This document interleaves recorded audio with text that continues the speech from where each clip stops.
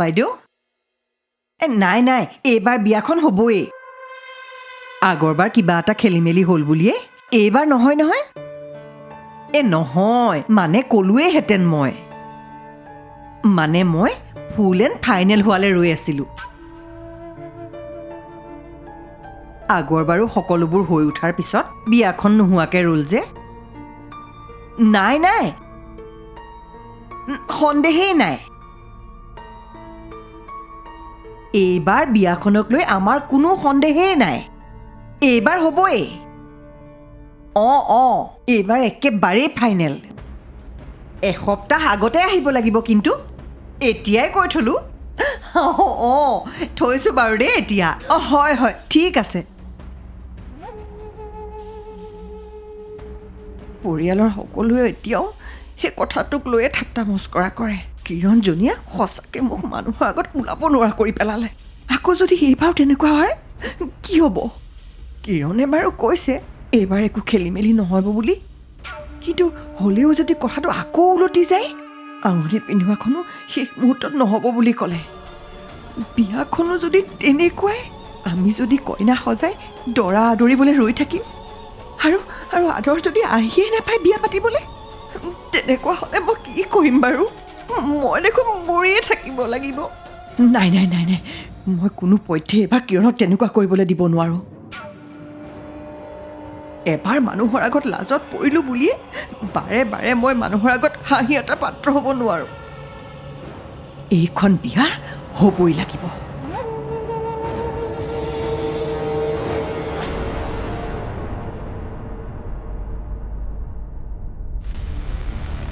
আস্থাৰ দেউতাক এনেকৈ ক'ত ঘূৰি ফুৰিছে আকৌ চাওঁ নেকি ক'লৈ যায় চাই লোৱা ভাল হ'ব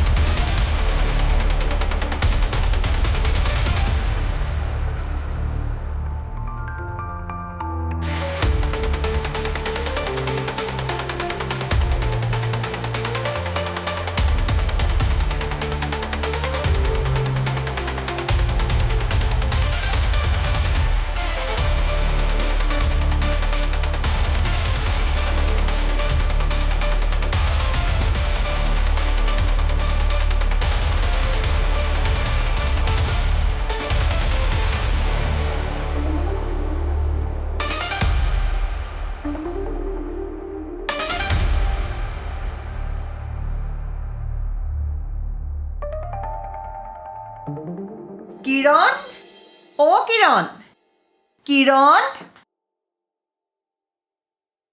বাসন্তী আহিছা ইমান চিঞৰি আহিব লাগেনে তুমি আছানে নাই এবাৰ মাত দি চালো আকৌ আছো নাথাকি কলৈ যাম বাৰু এজনী মাকৰ ঘৰলৈ গৈছে মই ঘৰ ৰখীয়া হৈছো সেইবোৰ বাৰু তুমি এতিয়া থোৱাচোন মই কিন্তু তোমাৰ ওচৰলৈ অন্য এটা কাৰণতহে আহিছো জানা কোৱাচোন বিয়াখন আগৰবাৰৰ দৰে ভাগি নাযায় বুলি তুমি মোক কথা দিব পাৰিবানে কিৰণ এইবোৰ তুমি কি কৈ আছা বাসন্তী হঠাৎ তোমাৰ কি হ'ল তুমি মোক কোৱাচোন তুমি মোক কথা দিব পাৰিবানে বাৰু মই দেখোন কৈছোৱেই আদৰৰ বিয়া মই জুলিৰ লগতেই পাতিম কিন্তু আদৰ যদি মান্তি নহয় নিবিৰে নন্দিনীক বিয়া পাতি অনাৰ দৰে আদৰেও যদি আস্থাক বিয়া পাতি আনে তেতিয়া তেনেকুৱা নহয় এইবাৰ কাৰণ এইবাৰ সৰু বাবাক মান্তি কৰোৱাৰ দায়িত্ব মই এখেতক দিছোঁ। কিন্তু কমলা দাই দেখোন নিজে নিবিচাৰে বিয়াখন হোৱাটো। তেওঁ জানো মান্তি কৰাব? কৰোৱাবলৈ তেওঁ বাধ্য। কেনেকৈ? কৌকেয়ীয়ে ৰজা দশৰথক চৰ্তৰ জালেৰে মেৰিয়াই ৰখাৰ দৰে এইবাৰ ময়ো তেওঁক চৰ্তৰ জালেৰে মেৰিয়াই লৈছোঁ।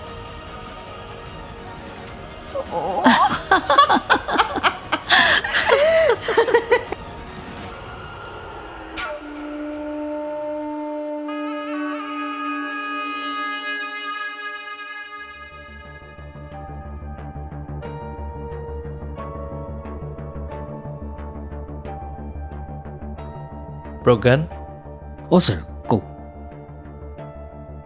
মেইল এটা পঠাইছোঁ তোমাক। তুমি এবাৰ চেক কৰি ক্লায়েণ্টৰ লগত কথা পাতি ল'বা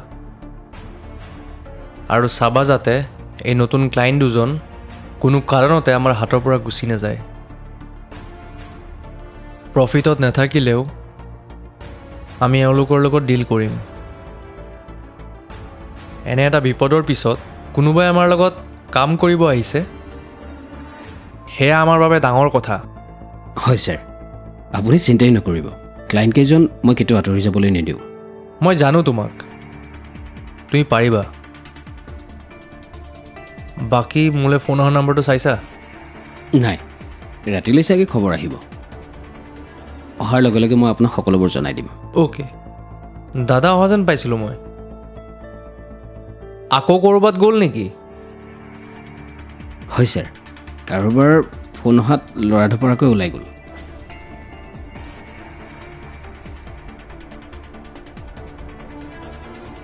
অফিচৰ কামত গৈছে নে আন কিবা কামত গৈছে?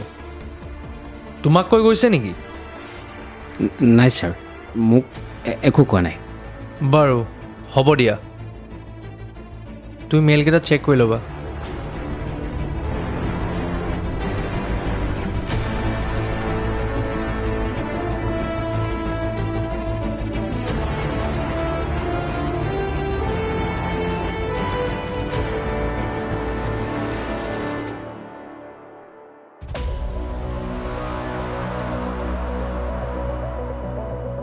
এইখিনি গোটেইখিনি কালেক্ট কৰি দিছানে তুমি?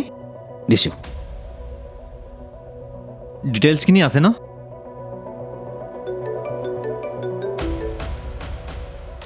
অঁ প্ৰশান্ত, ক। আৰে অলপ আগতে দেখোন লগ পাই আহিলোঁ। আকৌ কি হ'ল? মই অফিচত আছোঁ, অলপ টাইম লাগিব ৰ। আৰে ইমান আৰ্জেণ্ট নে? বাৰু বাৰু গৈ আছোঁ দে।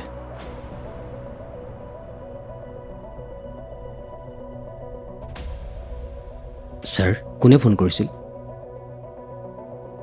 মোৰ লগৰ যে প্ৰশান্ত, সি ফোন কৰিছে।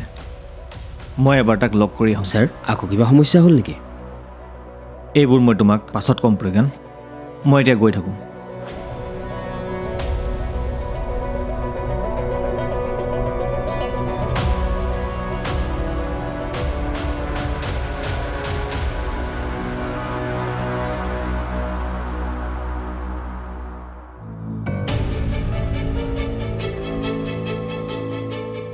অঁ প্ৰজ্ঞান, ছাৰ, ভাইটিয়ে যদি মোক বিচাৰে তুমি একো নাজানো বুলি কৈ দিবা। মই ক'লৈ গৈছোঁ, কিয় গৈছোঁ, এইবোৰ কথা যাতে একেবাৰে গম নাপায়।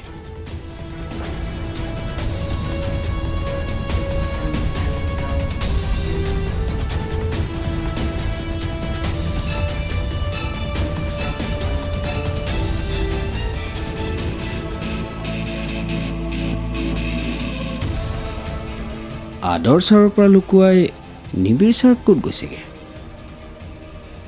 কেনেবাকে দুয়ো ককাই ভাইৰ মাজত ঘৰুৱা শত্ৰুতা আৰম্ভ হোৱা নাইতো?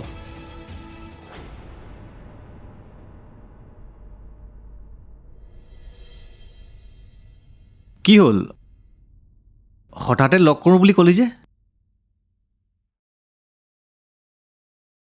মানে কথা এটা হ'ল, তাকে তোক কওঁ বুলি আহিলোঁ। কি কথা ক? মই কাম এটাত নাৰেংগী ফালে গৈছিলোঁ আৰু তাতে মই আস্থাৰ দেউতাকক দেখা পালোঁ। তেওঁ আকৌ সেইফালে গৈ কি কৰিছে? তাকেই মই চাই আছিলোঁ। মই চাই থাকোঁতেই তেওঁ এটা গলিৰে সোমাই যাব ধৰিলে আৰু ক'লৈ যায় মই চাবলৈ পাছে পাছে যাব ধৰিলোঁ। তাৰপিছত কি হ'ল? তাৰ পাছত মোৰ এনেকুৱা লাগিল যেন কোনোবাই মোক পিছা কৰি আছে। কি? কোন মানুহ? আৰু আপোনাক কিয় পিছা কৰিলে? কোন নাজানো, মানুহজনে মোৰ পিছা নকৰিবও পাৰে, কিন্তু কিয় জানো মোকে পিছা কৰি থকা যেন লাগিল। আপুনি উভতি গৈ নুসুধিলে কিয়? কি কথা কোৱাহে তুমি? কি বুলি সুধিম বাৰু মই? মোক যদি পিছা কৰি থকা নাছিলেই, এই মানুহজনে পাছত মোৰ এনেই সন্দেহ নকৰিলেহেঁতেন নে? তেতিয়া কি কৰিলে আপুনি? আওকাণ কৰি গৈ থাকিলোঁ। পিছলৈ ঘূৰি নাচালেও গম পাই আছিলোঁ মানুহজন মোৰ পিছে পিছে আহি আছে। কিন্তু আপোনাক পিছা কৰিবলগীয়া কি কাৰণ থাকিব পাৰে? কোনবা মানুহ কিবা ভাৱ লৈ আহিছিল?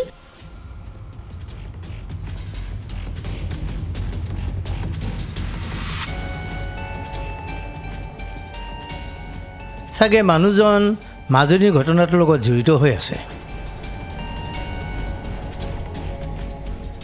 তেওঁ হয়তো আমি ক'ত যাওঁ, কি কৰিছোঁ এইবোৰ চাই ফুৰিছে।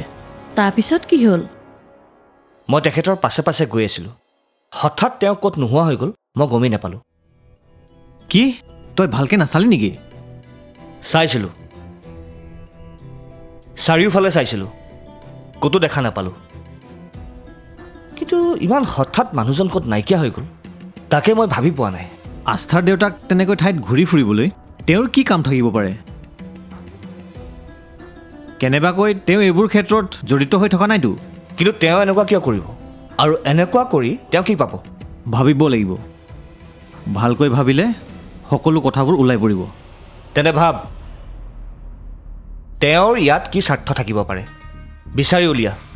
এইবোৰ কৰি কাৰ কি লাভ হ'ব, কাৰ কি লষ্ট হ'ব? এইখিনি ৰহস্য পোহৰলৈ আহিলে কথাবোৰ সহজ হৈ পৰিব।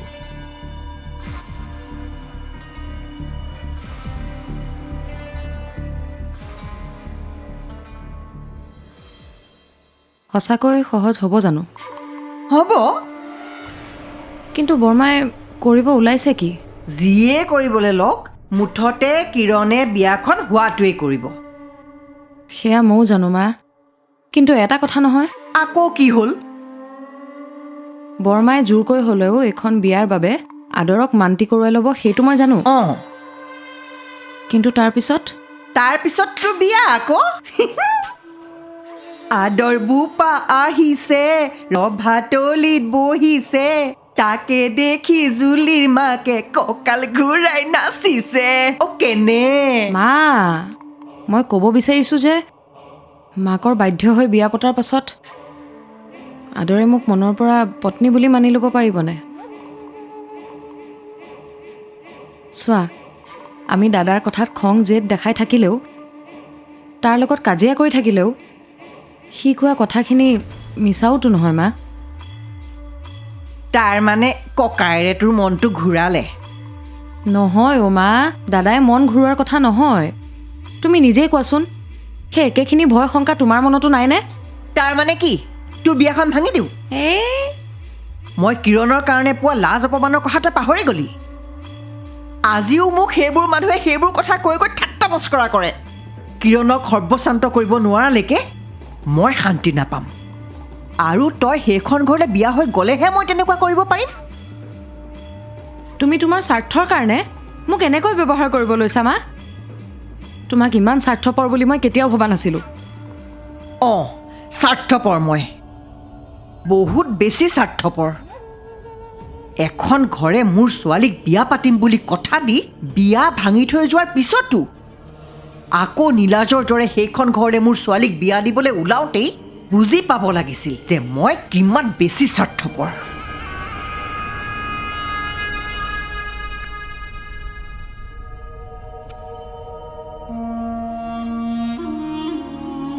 বাইদেউ,